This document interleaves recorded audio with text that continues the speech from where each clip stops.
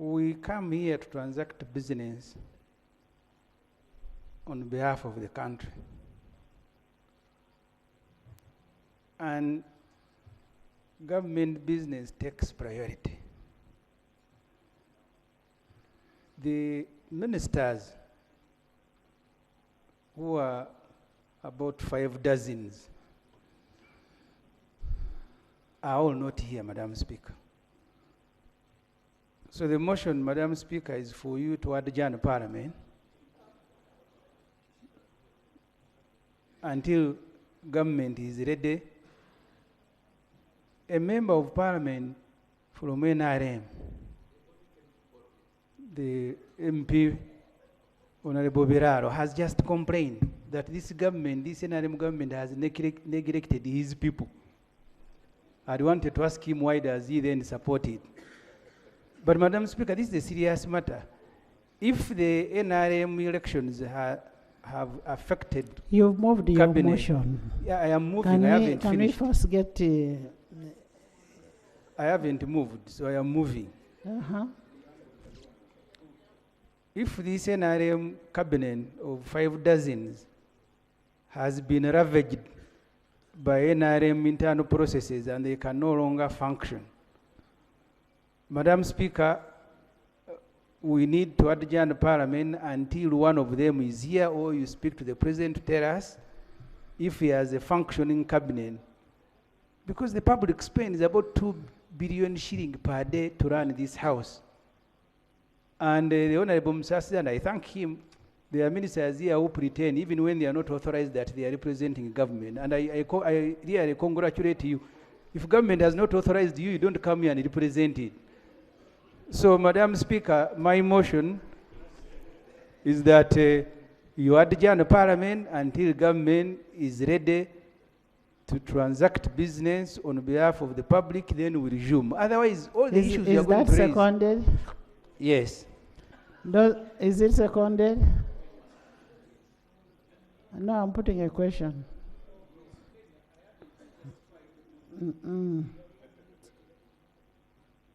Those in favor of adjournment, say and the contrary nay. The nays have it. Honourable members, we cannot afford coming here to waste our time. Let's continue. Let's work. There are more important things for us to do. Yes. Yes, the rain in Mitiana.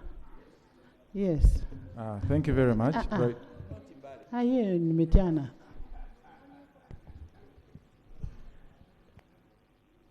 Right Honourable Speaker, it's absurd that the Right Honourable Prime Minister is not here. She's not here, but the rains have not only affected the region you've talked about, but also in Mitiana. Specifically, in my division in the municipality of Simbi, it has been affected so much that I also urge the government to step up so that they give relief. And also, very many homesteads were destroyed by the strong rains that happened last month. I wish that the Prime Minister can step up to help our people. I thank you. Okay. Thank you. Can you take notes of what the members are saying? Yes. JB. Thank you very much, Right Honourable Speaker. Madam Speaker, you know Vududa is synonymous with landslides, but we thank God that even with the heavy downpours, we have had landslides, but they have not claimed lives. But we know lots of crops and livestock have been destroyed. But most importantly, the bridge that connects Manafa na Misindo and Kenya to Vududa Hospital. As you know, it is in ruins, and with the pounding heavy downpours, the situation has been actually made worse. And soon, because we have seen the tributary of River Manapa, which is called the River Tutu, has burst its banks. soon that bridge will be carried away.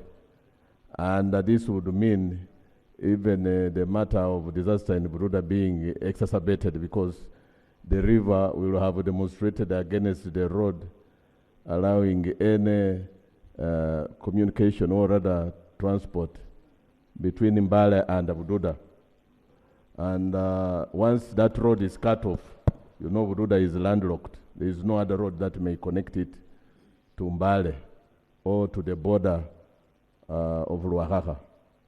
So the situation is as dire as that, Madam Speaker.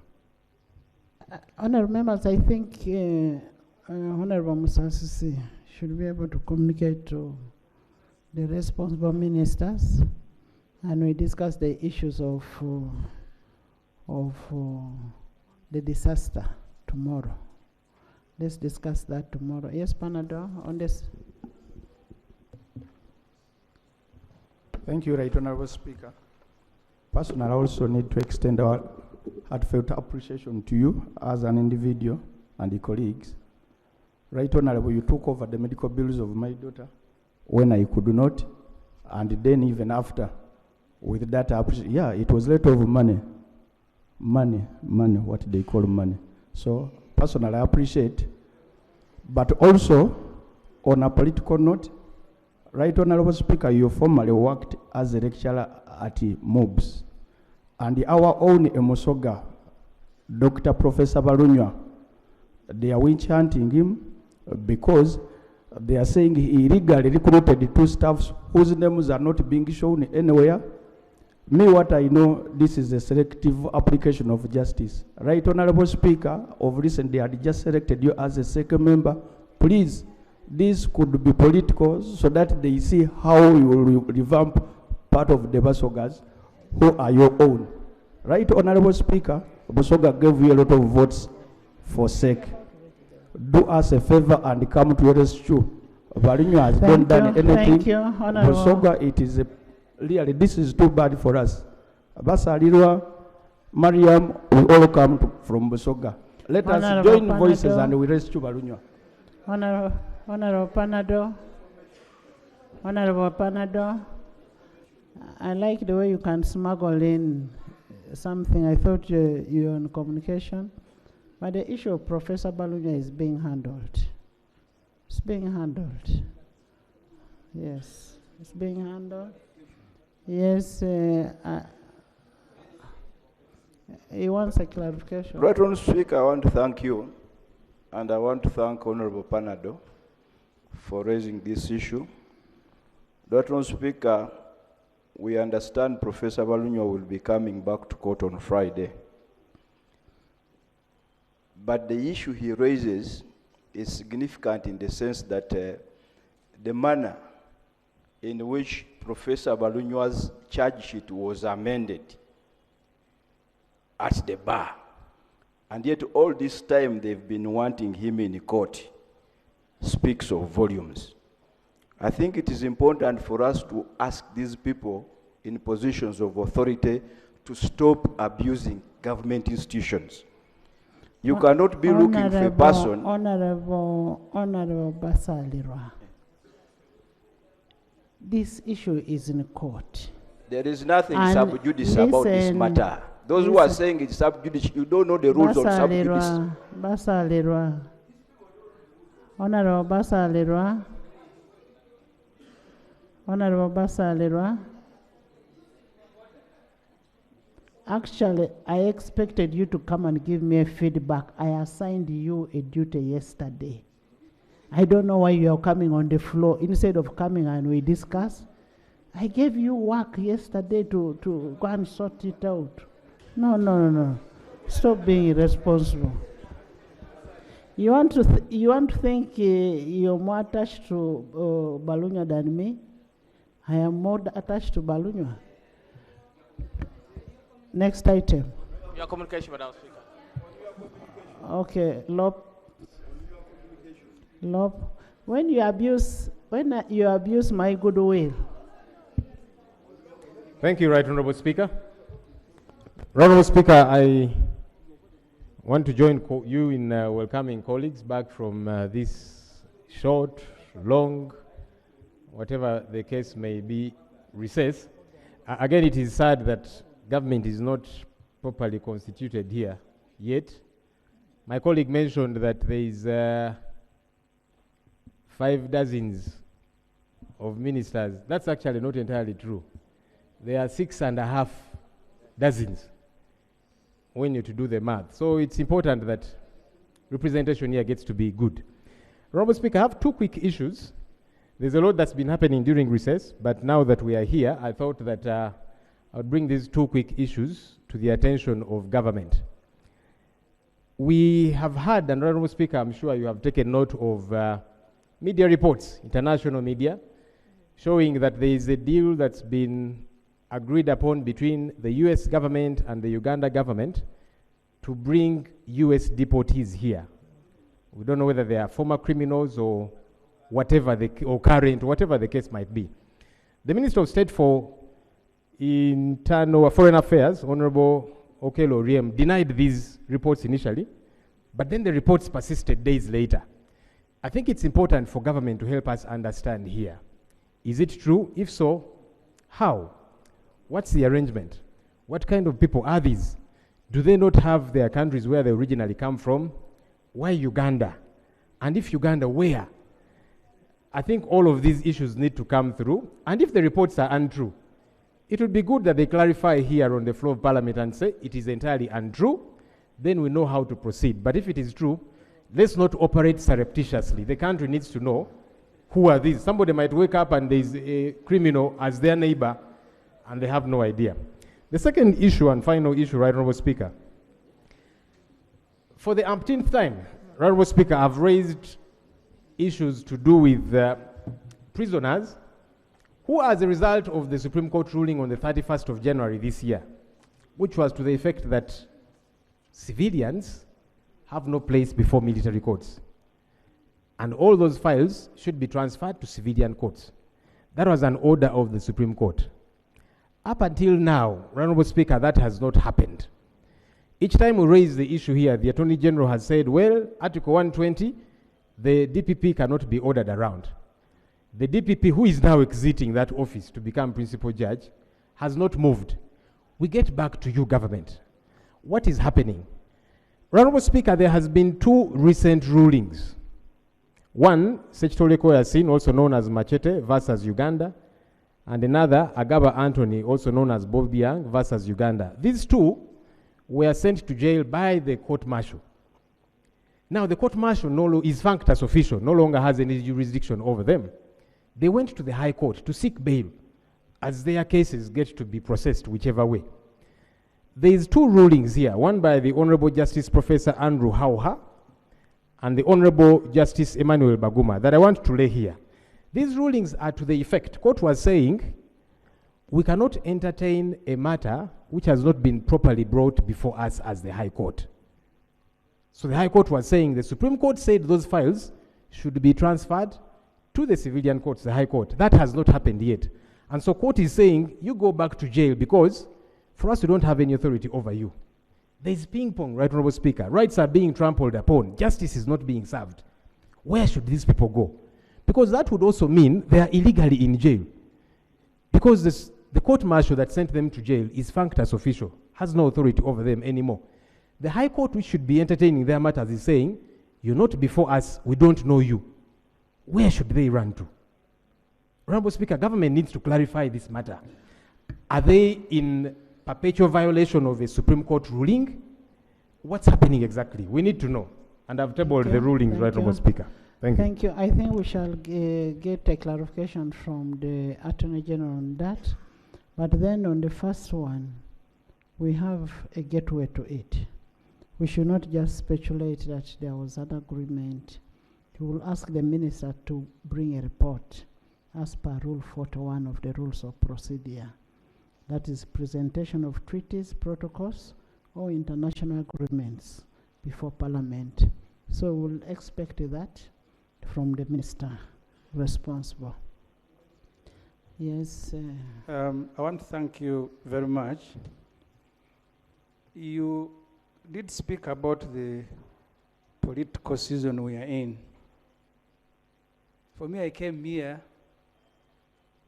ready to congratulate you for your victory against the former speaker. But I had also thought that the NRM would be generous to celebrate with us what transpired in Kololo. We saw chairs flying in air. But I thought we'll start with congratulating you, the Speaker of Parliament, for your big victory. But related to that, Madam Speaker, in this political season, because I saw you in the last Parliament, we were celebrating smaller things. The former Speaker was about, I don't know how many years you brought flowers here for her. So I thought when you contest and win an election, Parliament should congratulate you, because in the past it has congratulated the smaller things. So, Madam Speaker, Honorable can I raise Ssemujju? my issue, Madam Speaker? Honorable Ssemujju, those are our internal matters for NRM. No, Madam Speaker, I don't, because when you say they are internal, I'll leave it, but political parties are public institutions. But for me, Madam Speaker, another issue related to politics. The deteriorating civic space. I have just had a conversation with this State Minister for Foreign Affairs. I had a smaller meeting this afternoon as MP for Chira Municipality with my constituents near Woyogerere Police. The tents have been confiscated. I was in Mitiana as the Chief of Staff and Brand Manager of PFF to open an office wherein new leaders and introduce my party to that area. Police said you cannot have a meeting in a tent, maybe you go in a hall. We walked 3 kilometers to the Catholic church outside the city, and then when we were coming back to open the office, they said you were in a procession and tear gassed us. They are the ones who took us there. Then they said, don't come back to open the office, you are in a procession. Tear gas. So I wanted you, Madam Speaker, since we have the Minister of Internal Affairs, tell us if political parties are banned. If an MP cannot address a meeting in his constituency, that we should go and look for permits. Our leader, Dr. Kizza Besigye, who fought for the freedom of this country, remains in jail 8 months later. The one who was tweeting President Museveni when he was sick in Ruwero. And that's why, by the way, when you are defeating the Honorable Kadaga, was very happy. The senior people have conspired to let down the country. You want to take away my happiness? It is mine, it is personal. So Dr. Besigye, who fought, I saw her, she said she was very senior. There are those who were with Museveni in the bush, tweeted him. Sam Mugumia, who was with you in FDC before I joined, he was kidnapped. Up to now, we don't know where he is. So my issue, Madam Speaker, is the issue of deteriorating civic space that I ask the minister responsible, since he's here, to tell us. Thank you. Honourable members, you will hear from the minister. It seems he's not aware of it. You've spoken to him? You said you spoke to the Minister of Foreign Affairs, not Internal Affairs. You spoke to Foreign Affairs. So you need to give your information to Internal Affairs so that he's able to come and respond with all the evidence and that kind of thing. Let's not just, can we go to the next item? You people.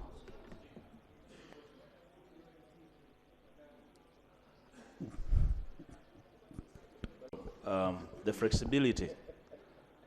The Honorable Ssemujju, in passing, mentions the abduction of a citizen well known to all of us in the name of Sam Mugumya. That up to now, his whereabouts are unknown. Will the Ministry of Internal Affairs volunteer information to this country whether he's in knowledge of the whereabouts of a one Sam Mugumya or not, and if he does know where he is, to understand why he's not anywhere in any court, and whatever is happening to him, that his family can have an idea of how to rescue him in a formal way. Right, Honourable Speaker, abduction is a big thing in this country. We have jostled about it here. We have had issues here with abduction and disappearances. Shall we add Sam Mugumya on the list of missing Ugandans when actually was in Uganda? Shall we have that clarified, right, Honourable Speaker? Thank you. You will come back with a report to give us that information on where Sam Mugumya is. Next item. Item 3 on the order paper.